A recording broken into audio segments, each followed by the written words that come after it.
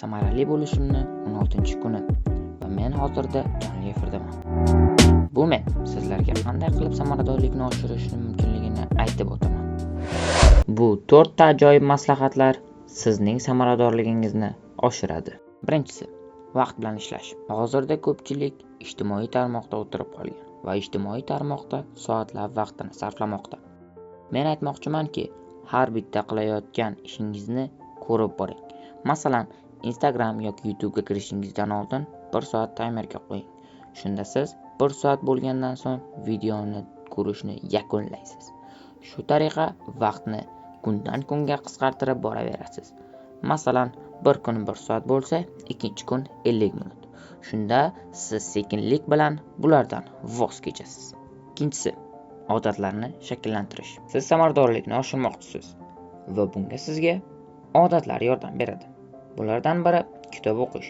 Siz agarda kuniga 10 daqiqa kitob o'qisangiz va buni har kun davomida qilsangiz, bu sizga odat bo'ladi va siz kitobsiz yashay olmaysiz. Qo'shimcha qilib aytamanki, agarda siz kitob o'qisangiz, diqqatni jamlash qobiliyatingiz oshadi va siz soatlab bir joyda o'tirib kitob o'qiy olasiz yoki darsingizni tayyorlay olasiz. Yana bir odatlardan biri bu cold shower. Sovuq dush qabul qilish. Sovuq suv asab tizimiga ijobiy ta'sir qiladi va stresslarni osonroq yengishga yordam beradi. Uchinchisi, uyqu. Uyqu samaradorlikka o'zi yordam beradimi?